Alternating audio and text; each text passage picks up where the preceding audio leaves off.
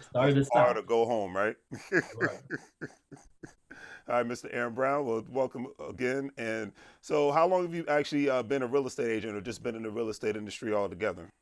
So that's a story in itself. I first got into the game, so to speak, in 2008, 2009, when the housing market had crashed the first go around. You know, I was one of those guys who was putting up signs. Those we buy houses signs. I was a real estate investor. So that's how I got my start. Um, so I did that for about a year or so, year or two. I formed an LLC with one of my buddies from church. Um, Shout out to Harvest Life. Formed the LLC. Like I said, I did it for a year or two. I learned so much. I was going out to the different courthouses. I was finding free and clear properties all day long. I even knew how to run those systems better than the people that was working there. The systems are ancient. So I would go up to DC, Fairfax Courthouse, Stafford, Prince William County Courthouse, and I find what's called probates. I look at probate systems, and Hmm. I find the free and clear properties.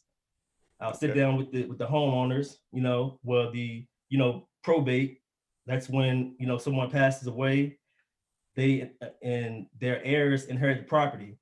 Mm. It could be somewhere out in Arkansas, somewhere out in California. They don't know what to do with the property, so they want to get rid of it. So I'll set up a meeting with them, offer them. We have I use what's called a sales mastery. So you pretty much plug and chug the numbers. Right. Okay, you want $500,000 for your house? Okay, I can get it to you, but you're gonna have to wait about 5 years. Or hey, I can give you 50,000. I can give you $100,000 cash now. Just give me a month to come up with the capital, with the funds, and hey, so that's how I pretty much got my start. And like I said, I did it for about 2 years, and I went back to school, got my master's over in College Park in Maryland, and then I got back after I got my degree. I turned around and I got my license. Okay, I've very been nice. So licensed you now actually for started out as a wholesaler.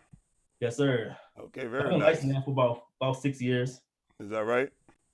Yes, sir. It was not, I know it was real good to you, wasn't it? Oh man, yeah, yep. So do you ever miss ever being on that side of the fence, or because that's what I do on the side now between that and get rental properties and whatnot up in Pennsylvania.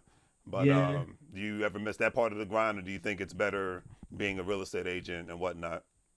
So I got love for both, but like I said, so being a real estate agent, the money is constantly flowing in. Constant, deals, closings. So I got constant cash flow coming on this side. Got On the you. other side, when I was doing the flips and everything, it takes a lot of hard work, probably twice as much work as being a real estate agent. Because you got to go out there find the properties, then you got to rehab the properties. Um, a rehab, for me was taking anywhere from 2 3 months to almost a year to complete. And that time it was I just felt like it was like gaps in between the time wasted. So I Hmm. just feel like it's more leverage. I've got more opportunities as a licensed realtor. That makes sense. And Yeah. not So only that, you probably have more of a network compared to beforehand too, right? yeah, yeah. And don't get me wrong, I'm still a dabble. So I Right. actually got a project that's gonna start up probably in the springtime. I'm gonna get a doing some work out in Arlington. Oh, is that Like I said, right? I partnered up with some folks I know. We're gonna do another flip this year, 2021, out here in Very Arlington. nice. And, Can't and wait for that's that a to that's happen. a that's a beautiful area to do it in because obviously the value up there, no matter what the situation is, especially with Amazon making their East Yes, Coast sir. headquarters their home. The value of the properties there just go up and up and up no matter what the situation is. Yeah, the market right now is unbelievable, man. It's fantastic, actually. I mean, Oh I yeah, I have see you've had a great season this year, yeah, just during this especially with pandemic. those. I think the pandemic's been one big blessing to you. Man, if I can be honest with you, I've actually tripled my business during this pandemic. Triple. I believe it. And Yeah. why do you think that is? Because you've had more time on hands, or just because of the interest rates being where they were at, or just because of the lack of inventory? I mean, It's a what's your mixture. It's a perspective? mixture of all of it. You got the interest rates are at an all time low. I've seen them as low as I think 1.9%. Yep. You got a ton of buyers out here that's hungry, that wants to find that dream home. Hmm. And then you got sellers out here taking advantage of the market. So it's a win on both sides all around. You got that right. I mean, yeah, it's been like a great, especially it's definitely a seller's market right now, and it's like you said, between you and the other real estate colleague I know, Talithia Mhm. Morris, you guys have been killing Yeah, no, it. I mean, I Talika. got nothing but love and respect for you guys. That's why every time I see it, look, gotta share it, gotta share it, gotta share it. Yeah, I appreciate you doing that too. So, just like you here to help me, hey, whatever way I can help you too, hey, just let me Absolutely, know. man. Let me Absolutely. know what I need And to do. thanks again for that wholesale deal I had for recommending me to the closing company. They took care of me, so I Oh, greatly yes, sir. appreciate that. Yep. Yeah. So what is it about real estate that makes you so passionate about it? Because I can tell you don't just look at it as, hey, I'm making some money, Mhm. I'm doing et cetera and so forth. Like I can tell you're really passionate about what you're doing and whatnot. Yeah.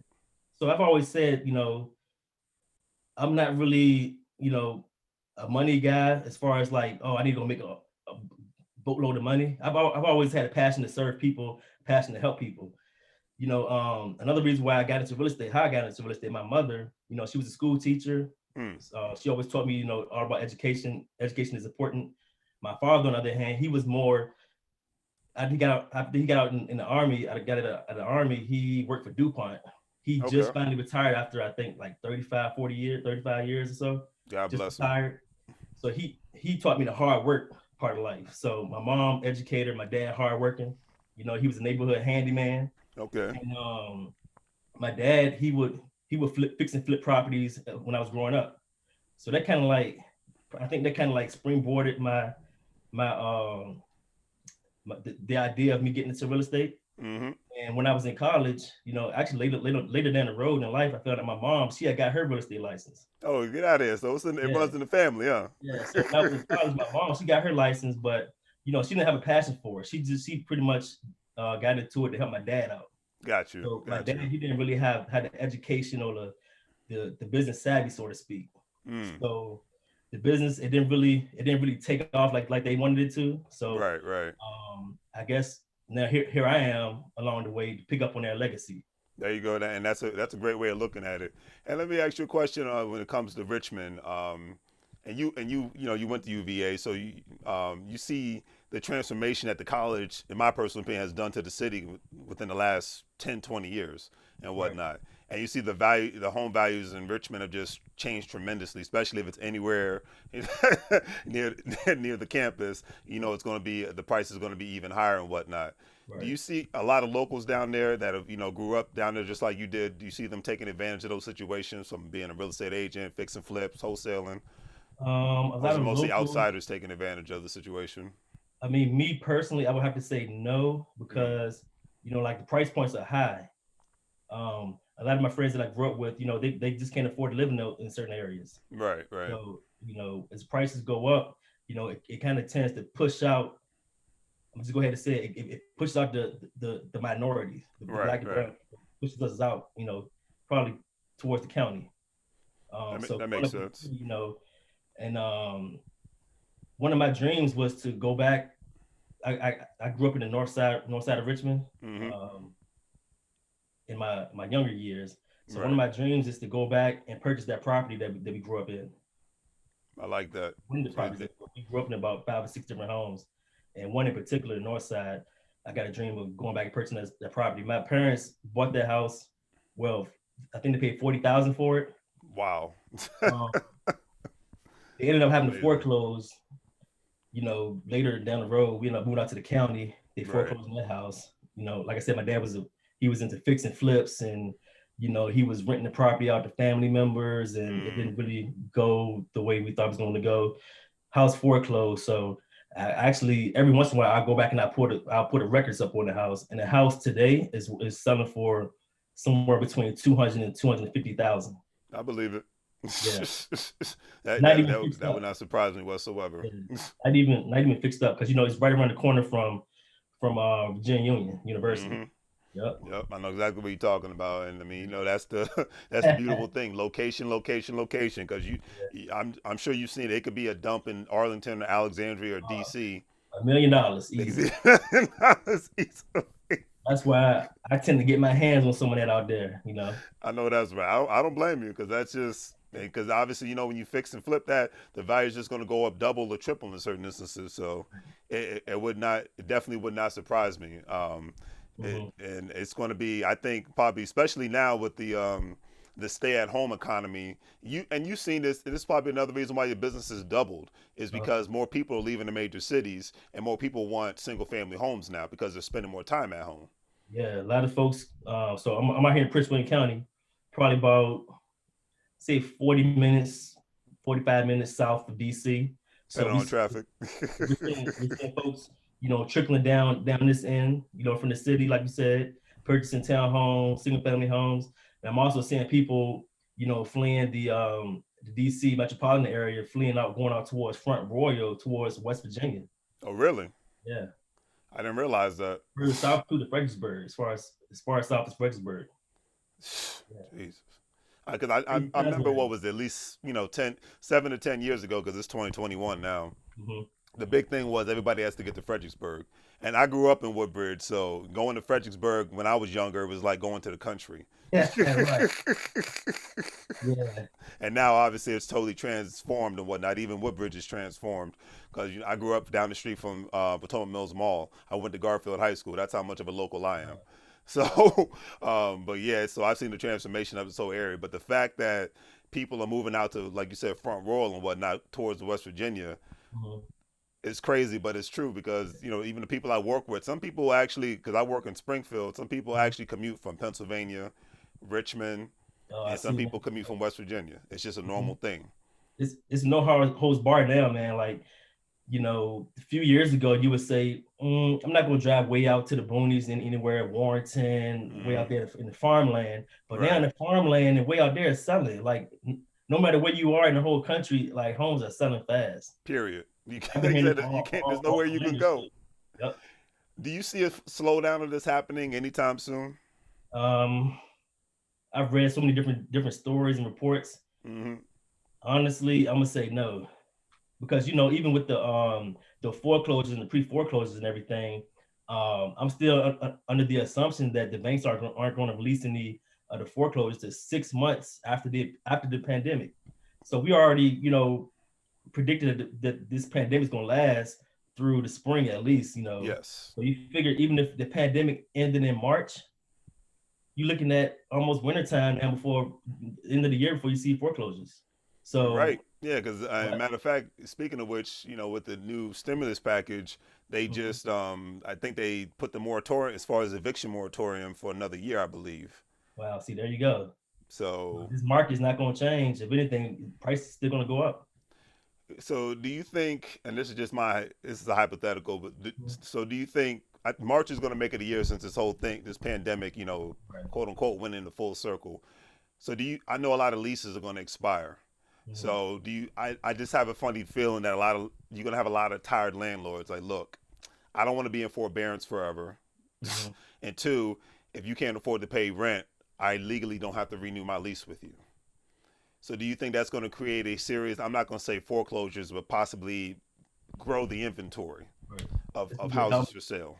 it's gonna be a domino effect. You know why? Because let's put your stuff in the home in a both the renter's shoe and the homeowner's shoe, right? Landlord. So Mm-hmm. you got a ton of people who are here who are renting because they can't afford to buy right now, for Mm-hmm. whatever reason. So then you have to look at it. If the landlord has a good tenant, maybe they lost their job, maybe they can't afford to pay the rent anymore. Maybe they can afford to pay half of the rent or something towards it, but they've been a good tenant all along. So the house is nice. They keep the house clean and everything. So Mm-hmm. now you have to take, as a landlord, you got to take the risk of putting your house back on the market to rent. Now you have to find another renter. The renter, could come in with a lot of baggage, so you have to deal with all that. So I'm I'm, I'm predicting that a lot of landlords will more than likely try to work out some kind of negotiation deal with these tenants. I could definitely see that.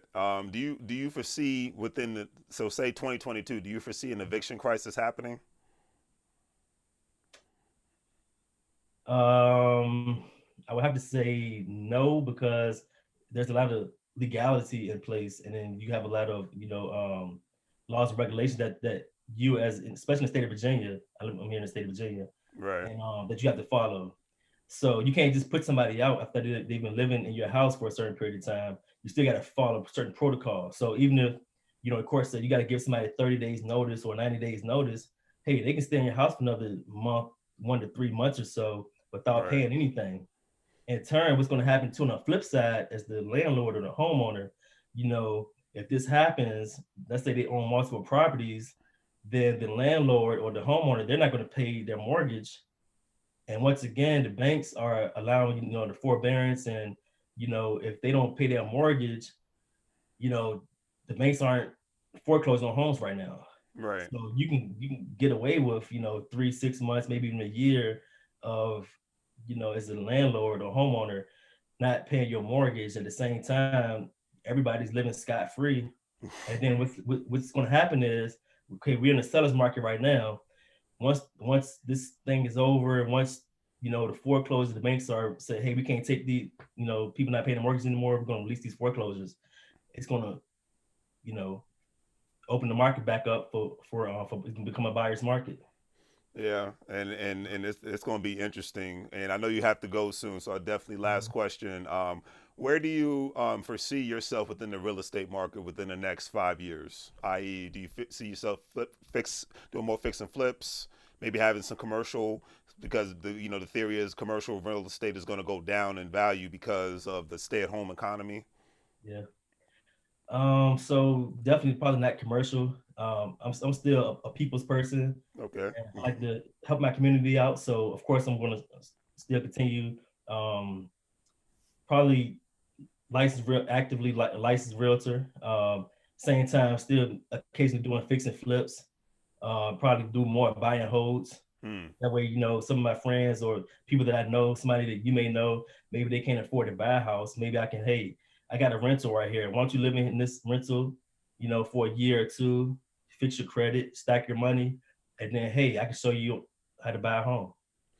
Exactly, and I think that's admirable of you because that's probably why you're so successful because you have that good people's personality. You're more personable and whatnot, and in the DMV area that's hard to find. So it's a different experience. So I appreciate it, man. We definitely got to do this again. Maybe I can get you and Talitha on at the same time. I know you got to go, and I don't want to stand in the way of anyone's business, man. Thank But you, Larry. I Appreciate appreciate it. you doing this, man. My best to your wife and family, and keep Thank making those money moves, man, because you inspire us all, you. brother. All right. Appreciate it. Tell your mom I said hello. I will, man. She's probably watching right now because when I told her, she almost lost her mind. So, so you take Mama care, Patterson, man. how you doing out there? All right. All right, brother. Appreciate it, man. You take Afinar. care. Keep doing it.